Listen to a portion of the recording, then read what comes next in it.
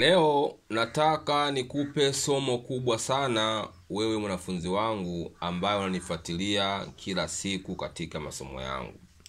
Leo nataka nikupe somo jinsi gani mtu anaweza akachukua riziki zako kupitia mikono yako. Mtu ana mpango kakuona wewe unaendelea kwenye biashara zako, kakuona wewe unaendelea kwenye kampuni yako, kakuona wewe unaendelea katika mambo yako, na watu wanakukubali na watu wanakuunga mkono. Sasa hakitaka achukue bahati zako ama achukue riziki zako.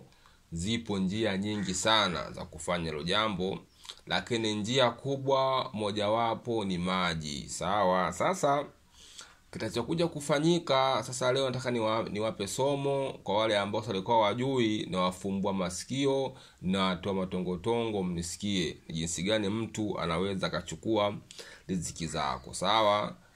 Utakuta mtu anakungangania ama ghafla tu akualika, bwana karibu nyumbani kwangu tule chakula cha jioni ama tule chakula cha mchana. Na watu wengi wanapoitwa chakula sehemu waende wakale, wanaona kama ndio wamekirimiwa ama ndio wameheshimiwa ama labda wamekubaliwa kwa jambo fulani. Kumbe wewe hujui nini ama kuna kitu gani kimefanyika katika chakula kile ama katika swala lile la kuitwa wewe katika kwenda kula chakula. Sawa?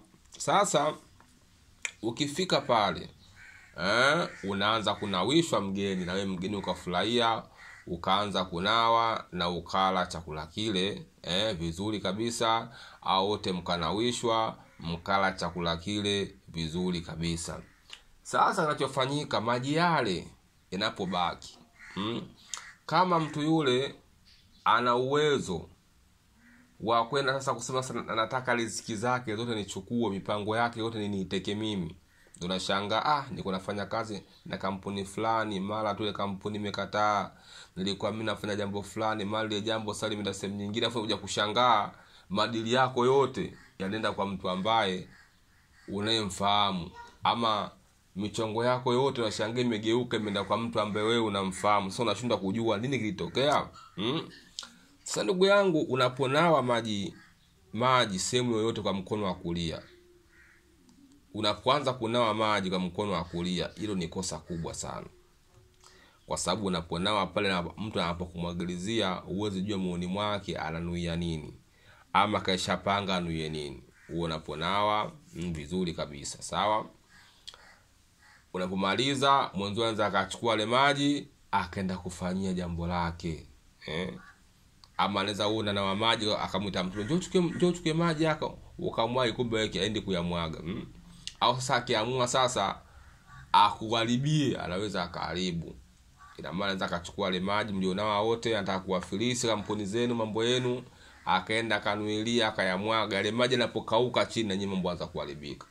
Au anaenda akachukua vitu vyake akafanya mambo haya na yale, ukashangaa mambo yanaondoka. Sasa leo nataka nikusie, unapokaribishwa katika nyumba yoyote ya kwenda kula chakula kwa mtu yoyote, nawa kwa kutumia mkono wa kushoto. Anza mkono wa kushoto, malizia wa kulia. Hata kama liko na jambo lake kakuita wewe kwa ubaya kulifanya, basi atofanikiwa. Anza mkono wa kulia, anza mkono wa kushoto, malizia wa kulia. Mtu huyo hata kama jambo lake vipi atoweza kuna nini, kwa sababu mkono wa kushoto si wa kutoa, ila mkono wa kulia ni wa kutoa na kupokea. Ndugu yangu, sasa kama wewe utapotumia mkono wa kulia, na maana utopewa, utopokea, michongo yako itakufa. Na kwa nyewe ndio mambo mlioharibikiwa, inabidi tutafutane. Kwa shida yote usiseme unipigia simu, leo nimekupa mambo hayo.